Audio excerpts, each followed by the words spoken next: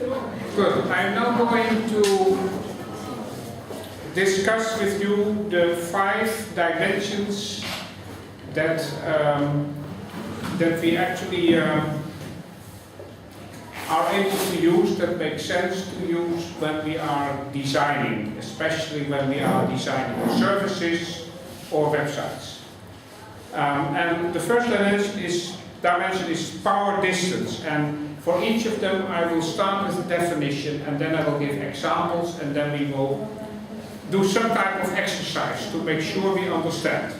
Because power distance, well, what does it mean? Well, first of all, let me agree on power. We all know that in our societies, in our cultures, some people have more power than other people, right? When I was young, living with my parents, father, mother, 5 children, my mother definitely had most power. My mother was ruling the household. And after my mother, the next one who was close was my father. And then the 5 children had not very much power. Right? So there was, in this small culture of 7-person culture of a family, there was a power distance. Now, the same is true in any type of group or organization. If I'm working in an international organization, there's somebody who is managing the organization and he has most power. And if you are living in a village or a town, there are some people who are the boss and other people who are definitely not the boss. And some people are in between. Now, this is power we are talking about. So, now power distance means how much the power matters. So, if somebody is less powerful, how easy is it to accept and to actually show that power is unequally spread? And I can already tell you that in certain countries where I sometimes am, power is very important. If you go to Japan, for instance, power is all important. The first thing people will do is show you their business card, where it clearly says what's their role, and they provide you the business card with 2 hands, and they provide it in such a way that you immediately can read what's on my business card. So you know I'm a professor, I'm head of the department. And then you give me your business card that says you are a designer, or you are head of a design company. So we are immediately already showing us where we are in the power hierarchy. And in Japan, it's very important that you sit on the seat that is related to your power. Now, if you go to the Netherlands, oh sure there is power, and in my university, the head of department is my boss. And I have people working for me, I'm their bosses. But when we are having coffee, each will sometimes pour coffee for the other. And we laugh about each other's power sometimes. Yeah, you are the boss, it's your problem. Right? We can say it like that. And so if there's a financial problem, I say to my boss, that's your problem, solve it. Right? And so it's completely different in different cultures. I think I'm going too fast. No, I'm not. So, I'll give you an example. In my Dutch university, each staff member who is teaching could just decide to change their teaching time. So for instance, if I would be in my university, I could just say, you know what, today we will continue teaching up till 9 in the evening, because tomorrow morning there's a party with the bishop or something like that. So tomorrow morning you can all go and look at the bishop. Right? So, but in other universities this is impossible. In other countries there might be a situation. So I was in Beijing recently. In Beijing, China, and China has a very, very strong focus on power. And in the university there's an administrator who is actually the boss of the roster, the boss of the timetable. You cannot change anything unless this person decides it's changed. So if you are teaching, you have just to accept. By the way, in Beijing, also when there was a meeting, I had to sit on this chair. I couldn't just find a chair, like you all find your chairs here, and you move the chairs, and I can move the chair. In Beijing, no way. Somebody told me, this is your chair. And I had to sit opposite to the head of department, and who had actually a better chair, a nicer chair, a more decorated chair. Amazing. So, well, amazing for me. And completely normal and appropriate for Chinese people. You see? So, it really makes sense. So this is an example of power distance.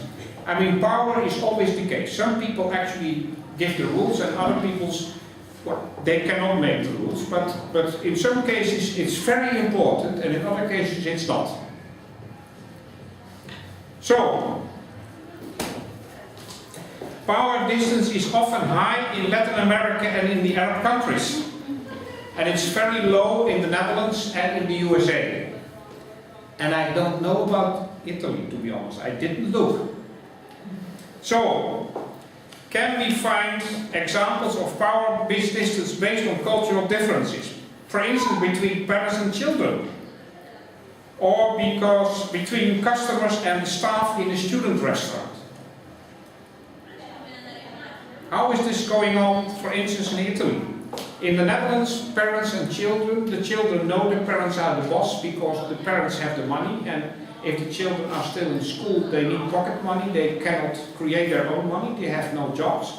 And the parents prepare the food, and the parents prepare the bed, and the parents do the washing of the clothes, so they know quite well who is in power. But on the other hand, in my country, children would not be very impressed by the power of the parents.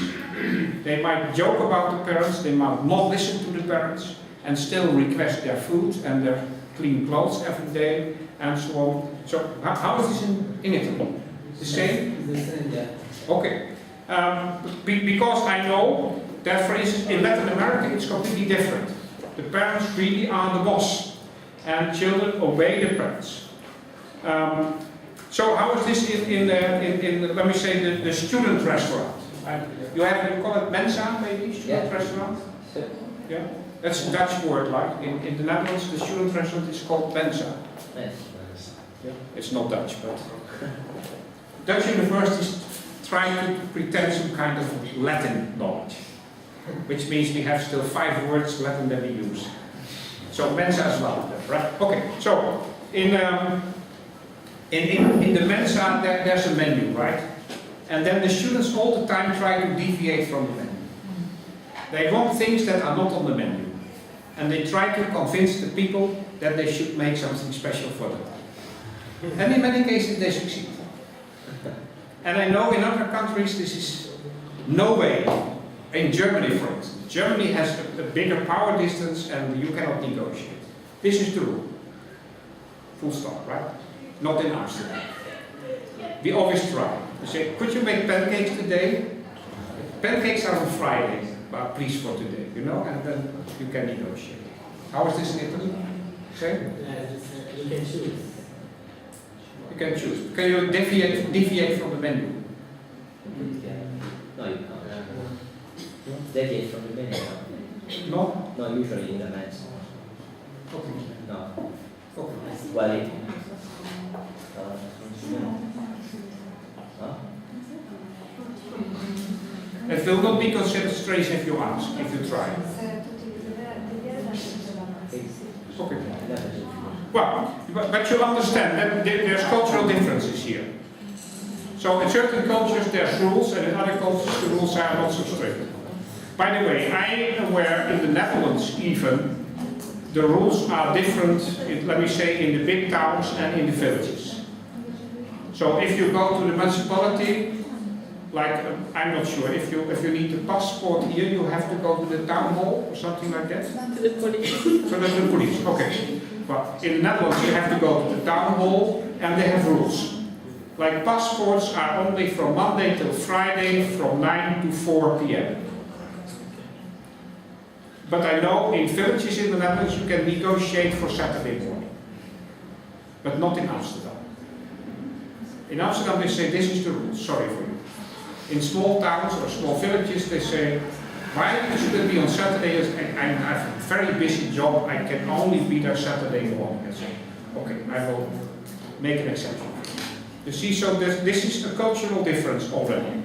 So, and the same is for many things. I presume even in Italy, if you want something in a big hotel, it might be more difficult from a small bed and breakfast with only like 3 apartments.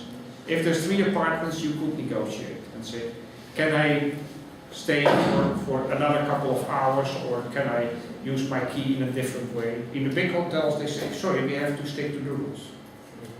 Right? So this power distance, somebody who makes the rules and somebody who has to obey the rules, it differs between cultures.